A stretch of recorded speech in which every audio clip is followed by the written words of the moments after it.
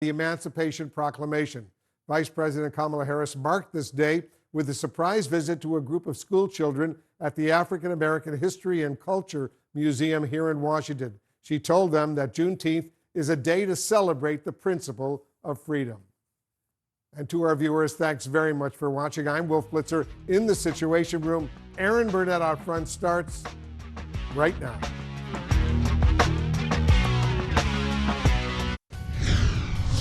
Up front next, a Republican candidate armed and appearing with a tactical team calls on his MAGA supporters to hunt down fellow Republicans.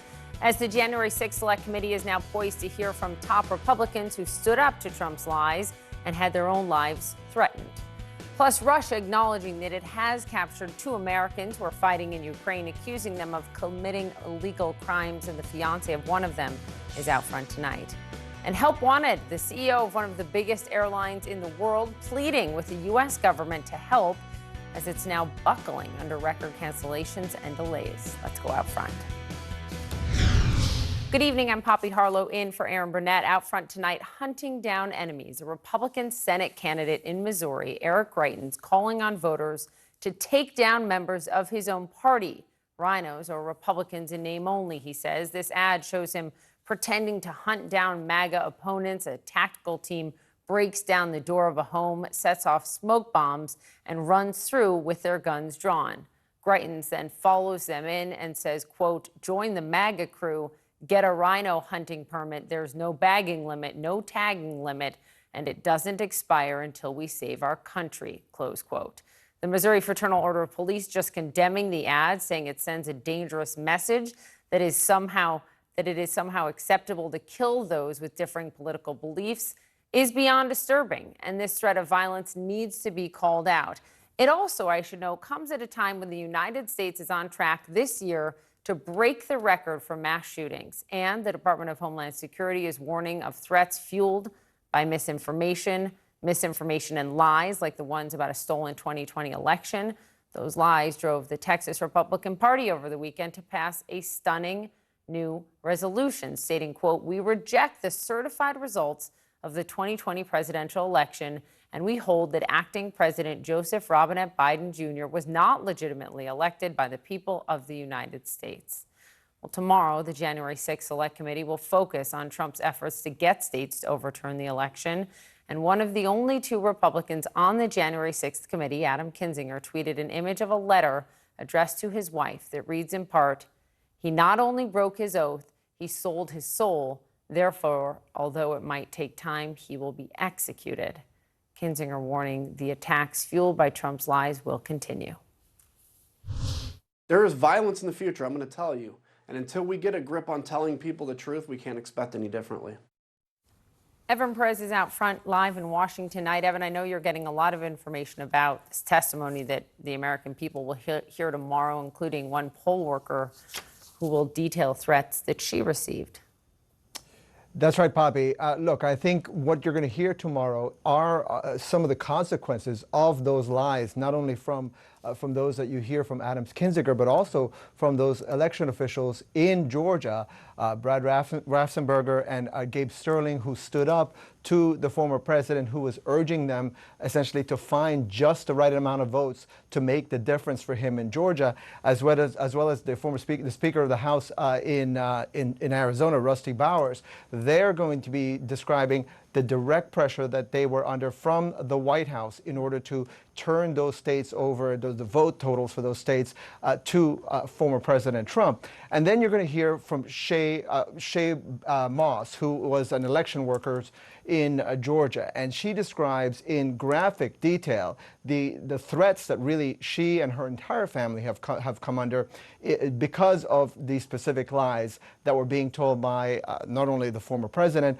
but people around him, people who said that there were suitcases full of votes being taken into a voting center in Atlanta. And I'll just read you just a part of her statement. We have her prepared remarks from tomorrow's hearing, and here's what she says. "I have to live with these lies every single day. Before December 2020, I was never scared of people knowing my name." She says, "I didn't realize how much I loved my job until it was taken away from me by a few people who decided that their lie was more important than my life. And this is a woman, Shay Moss, rather. Her name is. She is somebody who is a third generation who's worked as an election as a poll worker, and she says the result of what the former president did at the end of 2020 election has really upended her life and in the lives of these other officials who will be testifying tomorrow. Poppy. Evan, that really sheds a light on what is to come. Thank you for the reporting from Washington. Out front now, former D.C. Metropolitan Police officer who responded to the January 6th attack, of course, Michael Fanone. He was attacked so violently by the mob. Thank you very much for being with me. Let's begin with Congressman Kinzinger, if we could, because here's part of what he said. He said there is violence in the future, right? He's saying if this doesn't stop now, if these lies don't stop, more violence will happen. I wonder if you agree. Are you concerned an event like January the 6th could happen all over again? Absolutely. I mean, I agree with Adam's remarks, and it's easy to agree with because we're living we're in the midst of political violence in this country, politically motivated violence, and we've also endured it in the not so distant past. So absolutely, logic would tell you that we're headed to a very dark place in this country. I wonder if because you have been an outspoken critic consistently of President Trump since what happened to you since the insurrection, and for his supporters for what happened on that day. I wonder if you're concerned personally for your own safety. I mean, look at that letter that the congressman's wife got. Yeah, I mean, I saw the letter. It was disgusting. Yeah. And I mean, unfortunately, having since I started to become outspoken, I've suffered, and members of my family have suffered similar threats. I've had, individuals come look for me at places where I used to reside. I mean, that has just become a new normal for me, and unfortunately for members of my family as well. I mean, how do you live with that? What kind of threats? They're coming to places they think you live, or you or your family might be. What else are they saying, and how do you get through each day knowing that this is what continues to come your way? Well, I mean, I had a career in law enforcement that spanned 2 decades. I worked in narcotics, and personal security, I think, for most police officers is a daily, it's part of their daily thought process. It certainly was for me. Yeah. The difference here is that, rather than a handful of individuals that may wish to do me harm, we're talking about hundreds, if not thousands, of people who see me as a threat, and have also chosen to target members of my family. I'm so sorry that continues to happen to you. Let me ask you about this. We did hear from the former Vice President Mike Pence today, and he called January 6th a, quote, tragic day, and he called the 2020 election divisive, but he didn't say much more on the issue. And I wonder if you think that it is important for the committee to subpoena Mike Pence so that the American people can hear more from him. Adam Schiff really left the door open to a potential subpoena when he spoke to Dana Bash yesterday on CNN. Do you think that's important? I mean, I think it's important for the committee to speak with anyone that they think would have relevant information to their investigation. I mean, it's unfortunate that we didn't have a bipartisan commission, but the Republican leadership in the House made sure that that didn't occur. So, we got what we got. And I think that, when I testified, I did so with the understanding that the select committee wouldn't pursue anyone for political purposes, but they also wouldn't neglect to pursue anyone for political purposes. And so I think if if they fully feel, and it's obvious that Mike Pence has relevant information, and he should voluntarily appear before the committee. I've been critical of Mike Pence in the past because I think that the things that he's saying are very calculated. I don't think that, he's certainly not a hero. I heard that thrown about last week and my head almost exploded.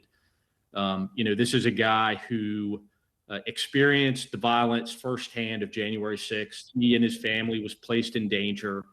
In earlier remarks, he referred to it as another day in January and harped on Democrats for making it political. He's making it political as well. Officer Fanone, thank you for your time tonight, as always, and of course for your service for those many years and on that day. Thank you, ma'am. Out front now, David Urban, who was an advisor to Donald Trump's 2020 presidential campaign and has since advised candidates running against Trump-backed candidates. David, good to have you. Let's start with that video that we're not showing, but let me describe it to anyone who hasn't seen it. It is a new ad from Republican Senate candidate Eric Greitens, and he starts by holding a gun, and he says, "Today we're going rhino hunting. The rhino feeds on corruption and is marked by stripes of cowardice." And then we see him with a group of men in tactical gear bursting through that door of a house, and Greitens says, "Join the MAGA crew, get a rhino hunting permit. There's no bagging limit, no tagging limit. It doesn't expire until we save our country." He is a leading contender in this race. And I will note, and people should know for context here, you are a proud gun owner. But what do you make of this video at this moment, especially in this country?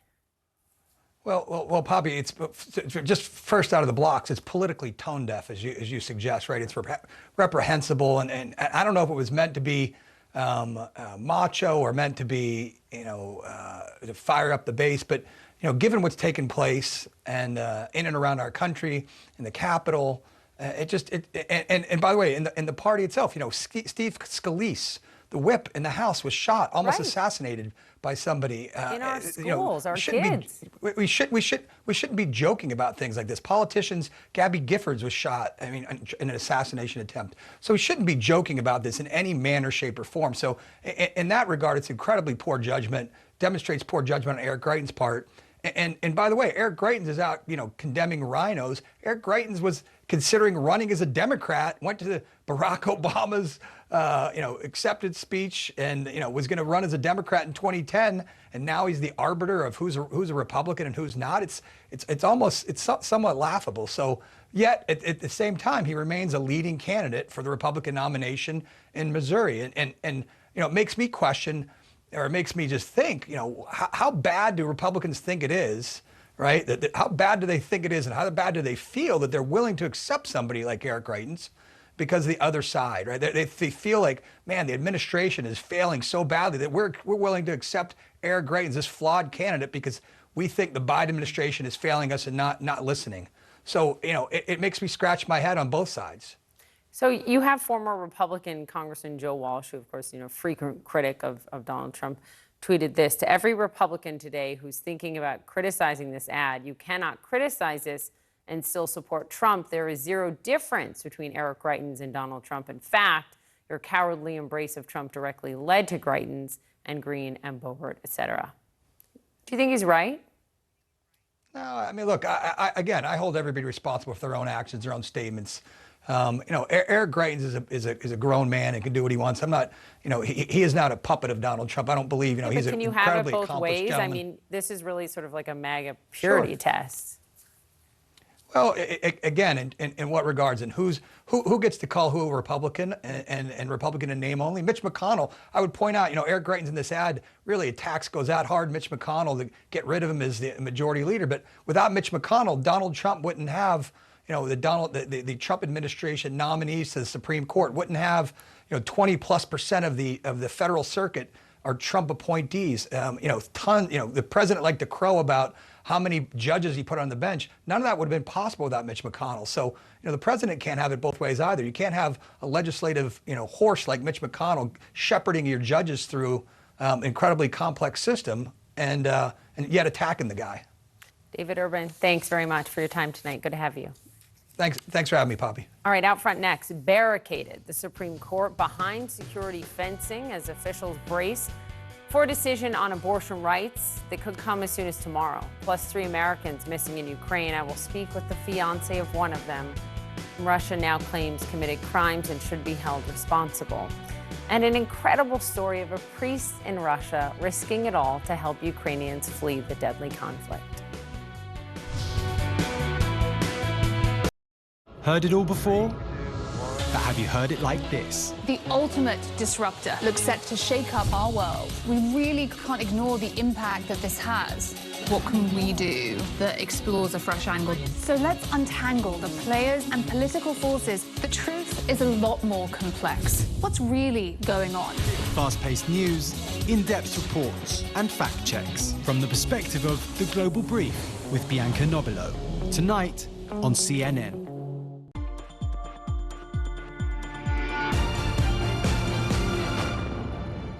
Everywhere that there are people, they can be exploited. And it is the most profitable form of business today. And in my opinion, the most evil form. My name is Jeannie Mai Jenkins. I'm a television personality and the executive producer of Surviving Sex Trafficking. And I'm talking to you from Atlanta. Surviving Sex Trafficking is a documentary that follows the lives of 5 survivors who are able to tell us about their traumatizing situation with sex trafficking. The dangerous thing is trafficking doesn't happen instantaneously. It's a process. It's a process of building a relationship with somebody, building trust. And trafficking preys on people's dreams. Every single one of us have dreams. And trafficking finds a way to learn what your dreams are, and that trafficker preys on what your dream is and then gives you an exchange or some type of promise through either a relationship or love or affection or money in order for you to make your dreams come true.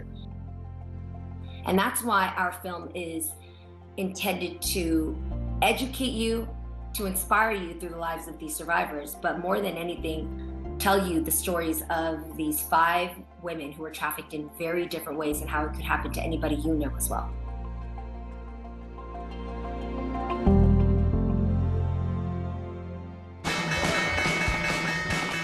Business never sleeps. As the sun sets in Seoul and Shanghai, deals are signed in Dubai, and Europe is already in play. New York prepares to make its first move. I'm Julia Chatterley, journalist, global market analyst, and host of CNN's First Move. Join me in the financial capital of the world for a market-moving perspective on the news influencing global politics, culture, and finance. I'll speak to newsmakers, risk takers, and the ultimate game changers. Bold moves, big deals, winning trades. It's all right here. Make CNN your first move. First Move with Julia Chatterley. Today on CNN.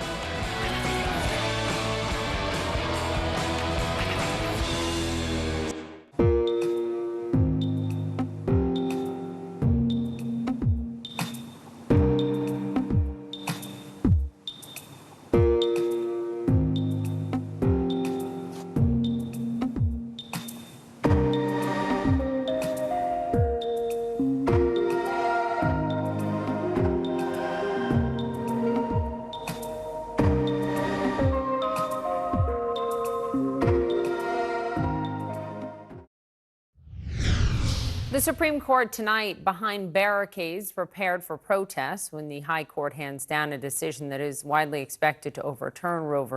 Wade.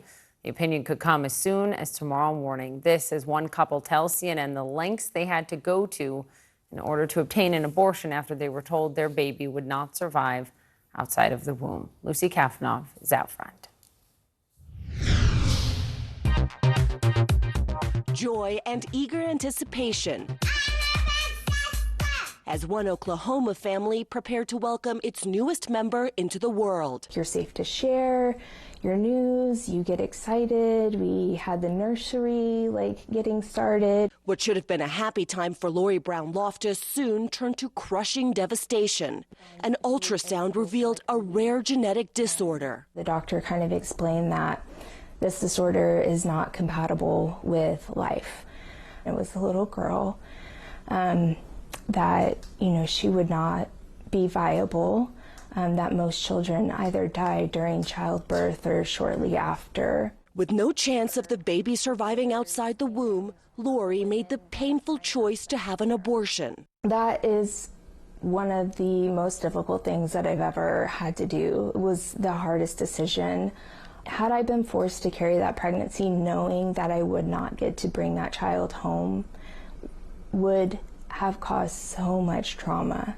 This was not a decision you took lightly. I didn't make that decision lightly or easily. At 23 weeks pregnant, Lori was forced to travel out of state for the 3-day invasive procedure at significant financial and emotional cost. You're gonna pay with hellfire. Visibly pregnant, she describes being harassed by protesters. Just the assumption that I didn't want my baby, I think that was probably the hardest part. This was a wanted child. Yeah, absolutely. This was in January, when Oklahoma had allowed abortions up to 20 weeks of pregnancy.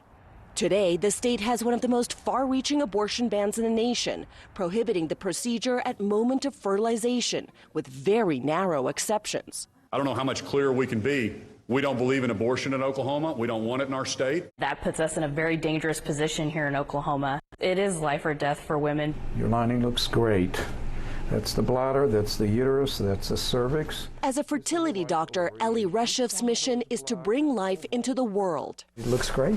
But he worries Oklahoma's anti-abortion law, allowing private citizens to sue anyone who helps women terminate a pregnancy, could have unintended consequences, impacting services like in vitro fertilization. There is a sense of panic among patients. Patients are very concerned that they will have access to in vitro fertilization because it's very difficult to read the law, and even if you read it, as I did, it's hard to interpret it. There are a lot of ambiguities. Abortion is now effectively outlawed in Oklahoma, with all 4 of its clinics no longer providing the service.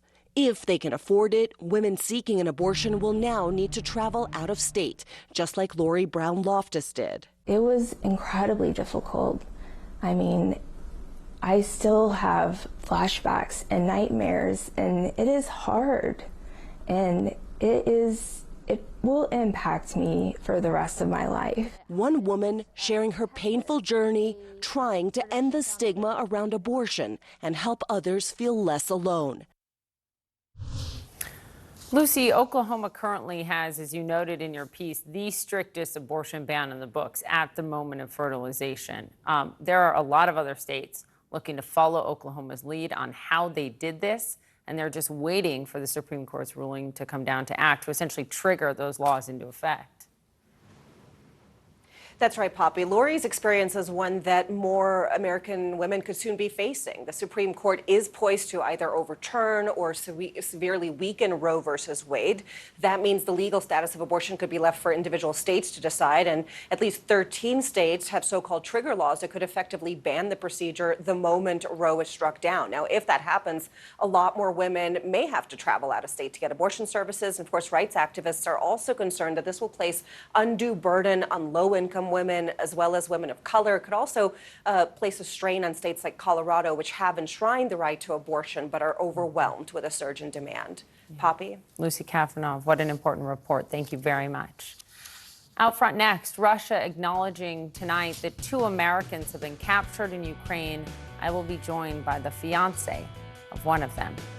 And today alone, 15,000 flights delayed, more than 2,000 canceled around the world. What is behind the chaos taking place at airports tonight?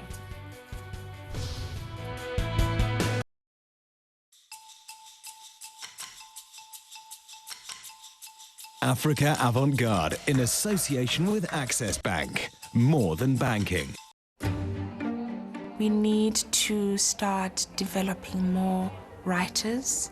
As a producer, I'm always on the lookout for new voices, new writers, because those are the foundations of good storytelling. The best advice I've ever received is to never stop writing, because once you start practicing the thing that you want to get good at, you start having all those inflicting thoughts of, am I good enough? To find your voice as a filmmaker or to tell stories that have deep impact, they have to be stories that affect you yourself. If it doesn't affect you, you can't translate that into a story. Whatever you write will be superficial. So first, if you're going to tell a story that is honest, it has to be honest to you first. This is CNN. More people get their news from CNN than any other news source. You can help the refugees from Ukraine. Join the over 80,000 who've already raised millions for food, shelter, and more. Explore cnn.com/impact. Click to take action. On Mission Ahead, a new spin on launching spacecraft into orbit. As a species, I think we just always look up and we say, well, that's the next frontier. Then, could this new zero-emission boat be the Tesla of the sea? Plus, preparing for the future, are cities that float the answer? On water, buildings don't have to be static. Meet the entrepreneurs and inventors who are taking mobility to the next level. Mission Ahead, Saturday on CNN, in association with Fujifilm.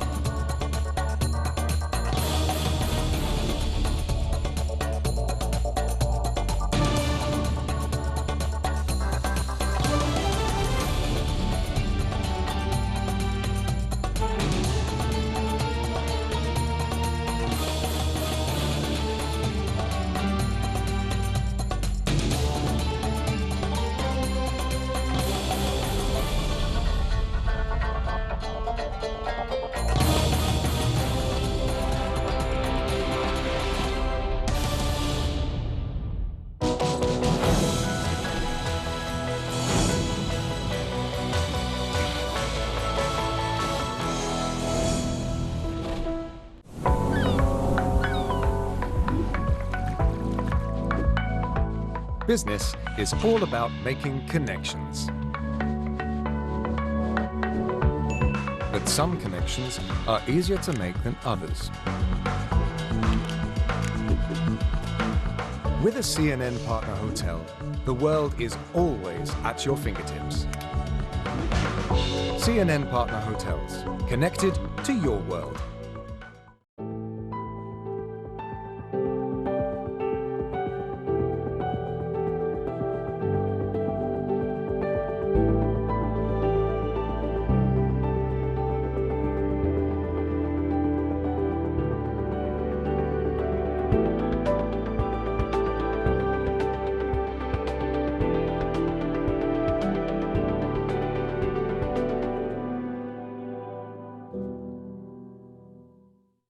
I'm Salma Abdulaziz in Kyiv, and this is CNN.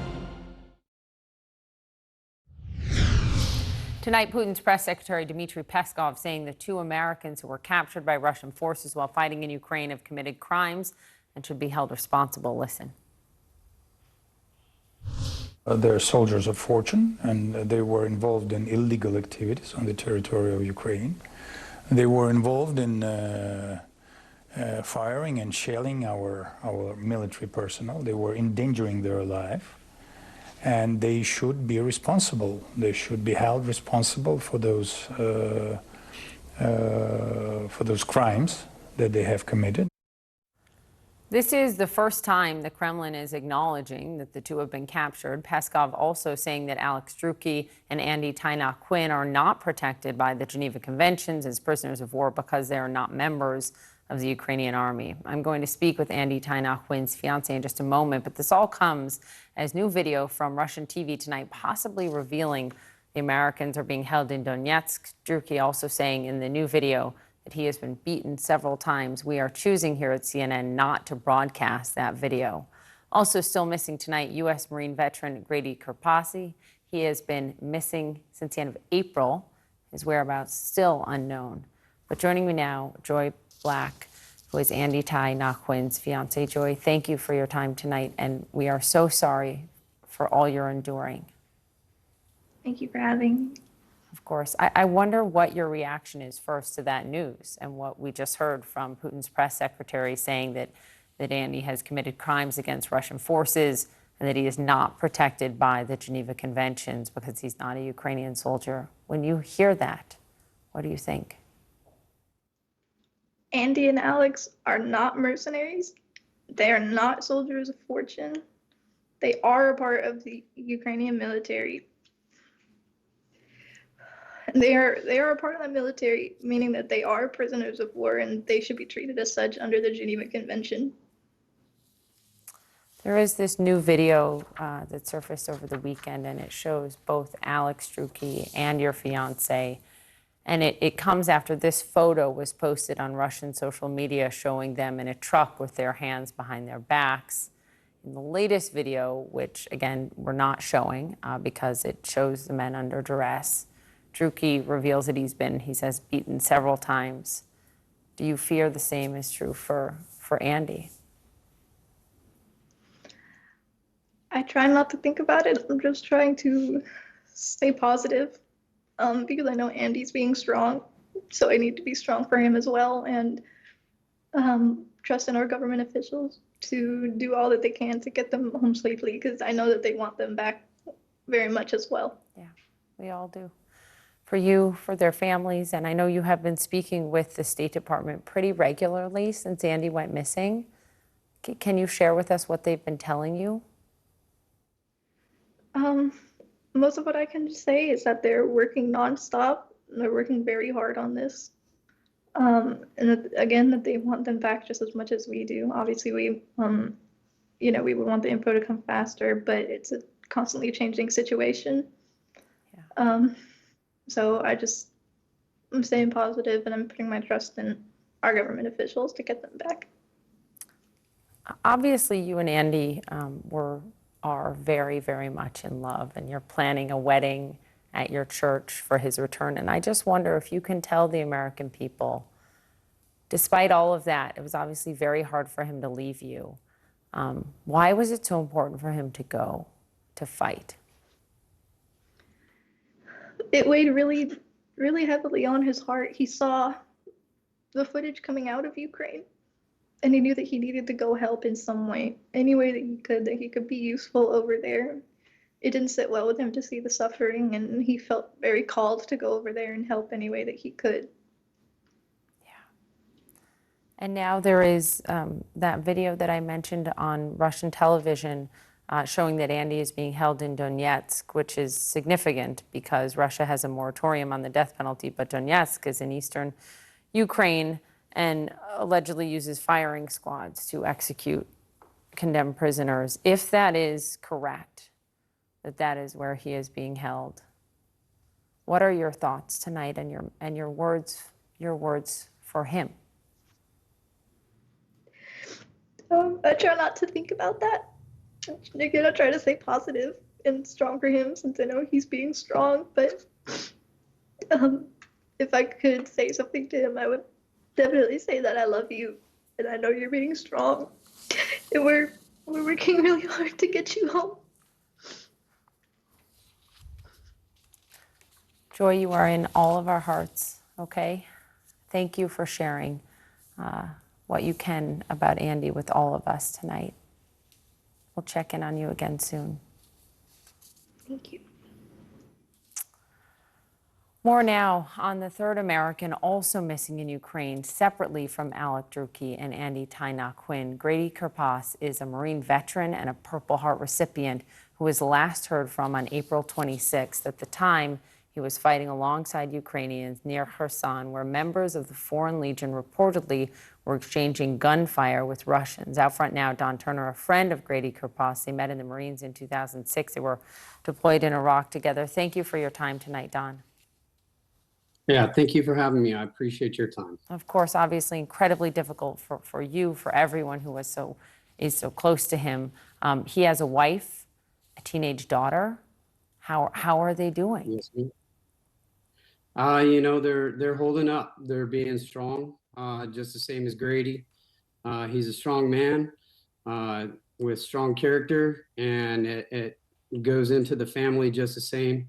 They're getting all the support that they could right now from friends and family, and they're holding it together. You've known him for over 15 years. You've served with him. And, you know, I think I just would love for you to address people who are wondering, well, you know, Americans were told not to go and told not to fight. Explain to them why he did, right? Because you have said you understand as someone who fought alongside him. Yeah, so I think it really goes back to the reasoning why Grady joined the Marine Corps in 2001 after 9/11. You know, those attacks put a lot of unity inside of our country and patriotism that we hadn't seen in a long time, and probably haven't seen since then in a lot of ways.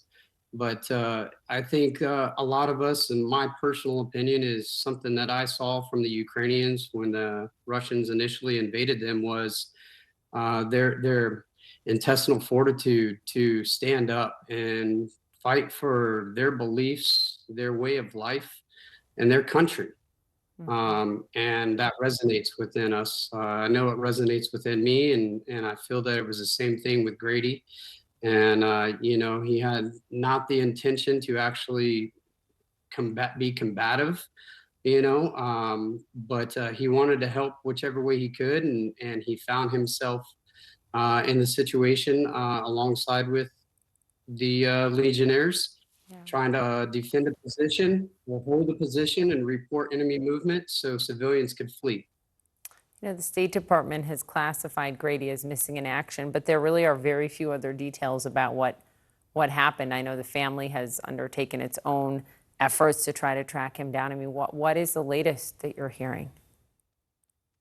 I mean, we have evidence of, you know, a cell phone that he used that was located out of Kherson, or outside of a mall in that area, where is known to have held POWs at one point, and that was as early as June 9th. The State Department, yes, they've only classified him as MIA.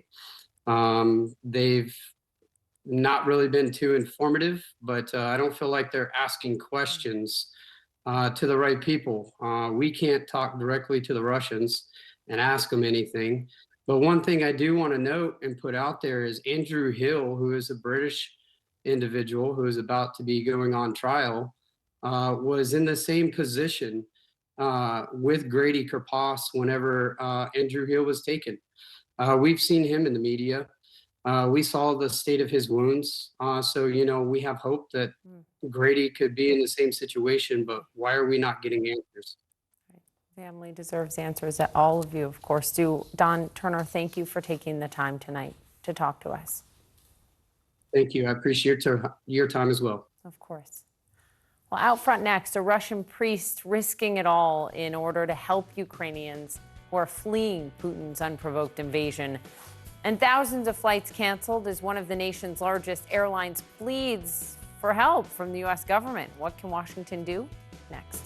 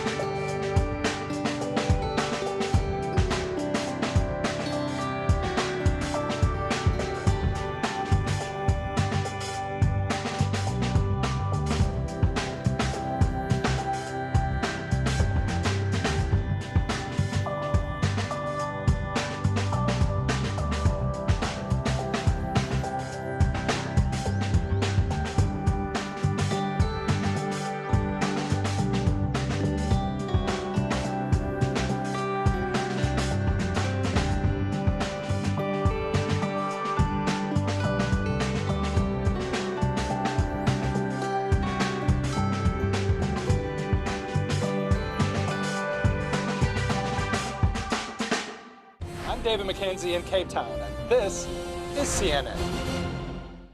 I am Nigerian by blood, British by birth, and American by residence. It is important to me that those same strands of inclusivity that flow through me are mirrored in the stories that we tell. One World is a place where Africa has an equal seat at the global table alongside Europe, the Americas, and Asia. Every continent has a voice, and where everyone watching has a stake in the global conversation. One World with Zain Asher, tonight on CNN.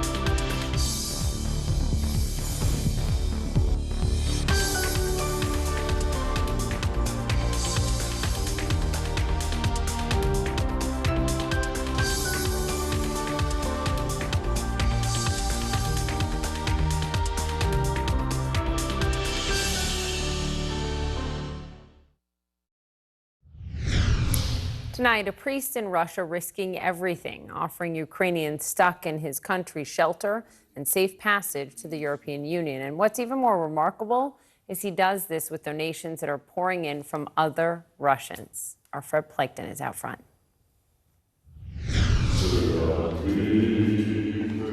The church, a single bare room in a former factory in St. Petersburg. But Reverend Grigory Mikhnov-Vaitenko's tiny parish is a humanitarian powerhouse. He's helped scores of Ukrainians displaced by what Moscow calls its special military operation get to the European Union. There are thousands of people because every day, few hundred people go. Most of the Ukrainians sheltering in this hostel in St. Petersburg are from Mariupol, a city almost completely destroyed by artillery, airstrikes, and urban combat. On March 9th, the city's maternity clinic was hit, a now infamous incident that killed 4 people and wounded scores, including Victoria Shishkina, who lost her unborn baby. They did a cesarean operation. There was panic everywhere, but they said, "They have to save me," she says. They saw that the child had no more vital signs. They tried to pull him out and reanimate him, but the explosion hit me right in the belly, and they couldn't save him. A double tragedy, as her husband Vladimir was also hit by shelling as he was trying to visit Victoria, killing a friend walking with him. I heard a loud ring in my ears and I thought to myself, I'm dead too, he says, but I looked down at my leg and my kneecap had been torn off. I crawled to a fence and screamed, "Help, help." Vladimir's leg later had to be amputated. Thanks to Reverend Grigory and his network of volunteers, they made it to St. Petersburg where, like so many, they stay free of charge at this hostel waiting to leave Russia. Ukraine has accused Russia of targeting civilians in Mariupol. Russia denies those claims and instead blamed Ukraine. Bogdan Stanchenkov and his family also escaped Mariupol. They lived near the Mariupol Drama Theater, which was bombed in mid-March, reportedly killing hundreds, though the exact number remains unknown. As his neighborhood was being flattened, Bogdan took his wife, his son, and his 8-month-old baby girl Kira and fled, ending up in southwestern Russia. Like everyone here, they want to get to the European Union. Very many people.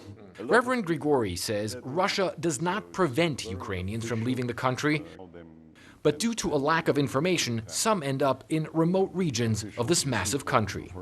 They have no information. This is the main problem. They have no information, what they can do, what is possible to do, where they can go. The costs of moving so many Ukrainians, some severely wounded, to the EU are massive.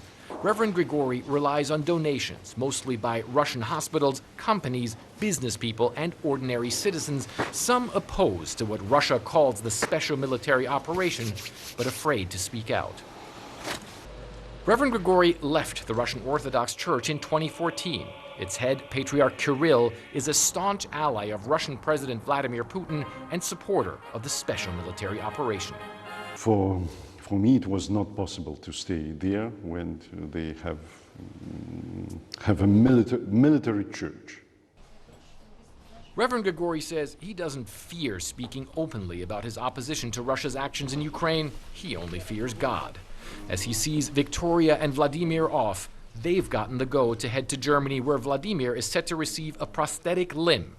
A bit nervous, but also grateful for the chance to start a new life, thanks to the help of Reverend Grigori and his band of supporters. What a remarkable person. I wonder, Fred, is the priest facing any backlash inside of Russia? Hi there, Poppy. Well, he certainly understands that he has to be quite careful about the way that he communicates and also the way that he operates as well. On the one hand, we just heard from him there. He's not afraid to say that he's opposed to what Russia is doing in Ukraine, but he certainly doesn't want to communicate that much because in the end, for him, it's about keeping all of this going. It's about helping as many Ukrainians as possible get out of the country. And he says, quite frankly, look, there are so many volunteers that he has in Russia, Russian people, a lot of which also feel bad about what's going on in Ukraine, and they want to do their part to give donations, but also logistical support. You saw those two Russians driving that couple to the border. That's a several hours journey just to make that happen. So yes, he does communicate that he says he's against what's going on in Ukraine, but at the same time, really has to be careful about the way that he does do it. Poppy? Oh, thank you so much for that reporting. Fred Pleckton live for us tonight in Moscow. Out front next, thousands of flights canceled, passengers stranded. What is going on with the mess at airports across the country? Plus, a 3,400-year-old city revealed after an extreme drought.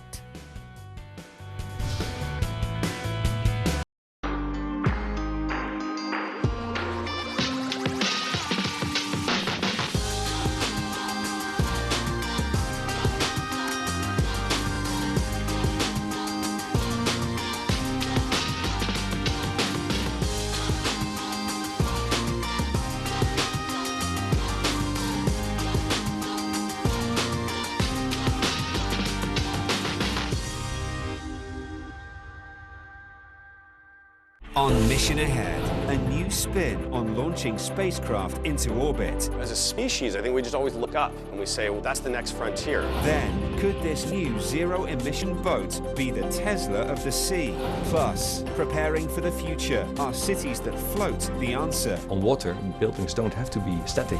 Meet the entrepreneurs and inventors who are taking mobility to the next level. Mission Ahead, Saturday on CNN, in association with Fujifilm.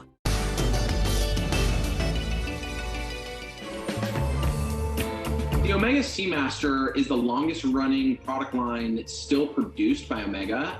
The Omega Seamaster was first introduced in 1948 and was loosely based upon designs that were made for the British Royal Navy towards the end of World War II. What's interesting is most Omega Seamasters will have a seahorse adorned case back. So in the back of the case of the watch, you'll see a seahorse. And this actually pays tribute to Neptune, the Roman god of the sea. The seahorse logo was actually conceived by the engraver Jean-Pierre Burrell, who also has a bit of history with the sea and also from an artistic perspective. And he was actually inspired by an image of Neptune driving a chariot pulled by seahorses, which is why the seahorses are, again, depicted wearing bridles and on the back of Omega's Seamaster-based watches. The world's biggest business stories in one place. Expert analysis from every corner of the globe. Marketplace, Africa, Asia, Europe, and Middle East. With CNNBusiness.com. Once in a generation opportunity. Technology, innovation, business.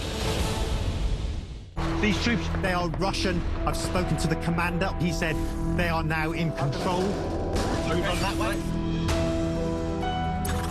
It's a secret location.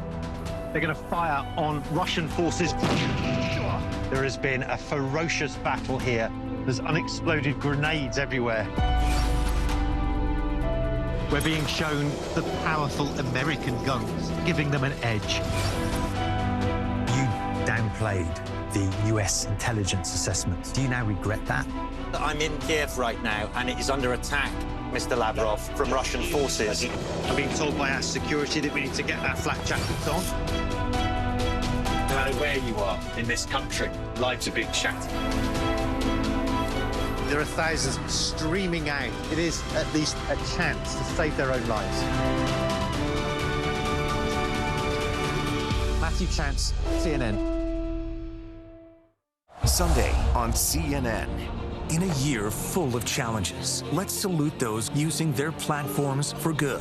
It's just so needed, and we have a lot more to do. Join us as we shine a light on some familiar faces. I have gotten a front row seat to what heroism is. Turning words into action. It makes us human. If we still care, there is hope. CNN Heroes Salutes, hosted by Erin Burnett. Sunday. New tonight, one of the biggest airlines in the world sending out an SOS amid record cancellations and delays. The CEO of United Airlines telling our Richard Quest it needs government help for operations to get back to normal. Listen. Our focus in the next few years, needs in months and years, is to build a resilient system that can handle these increases in demand, that has some margin of error. Airlines can't do that alone. In fact, we almost need the governments more than we need ourselves to help. It's quite a statement, and this comes amid an absolute mess at airports around the world, as you have probably noticed. Today alone, more than 15,000 flights were delayed around the world, nearly 2,200 canceled, one day after 2,700 flights were canceled globally. And in the United States alone, more than 5,000 flights were canceled between Thursday and Sunday. Out front now, the anchor of Quest Means Business, Richard Quest. Richard, you know the airlines inside and out. I mean, cancellation numbers like this are staggering. What is driving it? It's a confluence of events which is not at all helpful to those who are stranded or in difficulties. Essentially, what has happened is that people have got back travelling faster than anybody thought was going to happen. So that more travellers, more requirement for air travel. The whole system did not gear up enough in time. Now, I know that might sound extraordinary, and we might be saying, well, how could they have not known 2 years ago they were going to need all these planes back? But it's a complicated business bringing planes that have been stuck in the desert. And they didn't bring 1 or 2 planes back. They brought hundreds, if not thousands, back. And then you had to bring staff back that you'd furloughed because of the way the schemes all worked, the furlough schemes. The net effect is the system now can't cope. It will pick up speed. It will get better, probably not for this summer. Anybody who tells you that things are going to be better by midsummer, don't buy or listen to them. It's going to be difficult throughout the summer because demand is so high and the infrastructure system is creaking. I mean, it was stunning, frankly, to hear the United Airlines CEO just there saying, we need the government almost more than ourselves. That's quite a statement. They need government help. can you explain to people what the government can actually do and how fast? Yes, we're not talking here about bailouts or anything like that. What he's talking about is the government doing its job, getting the number of air traffic controllers back to full strength. It's down at 50–60%. Getting infrastructure projects done so that at airports like Newark, there aren't, never mind terminal delays, just vast waiting times because of runways and the need for more expenditure. Terminal A, for example, which still needs to be renovated.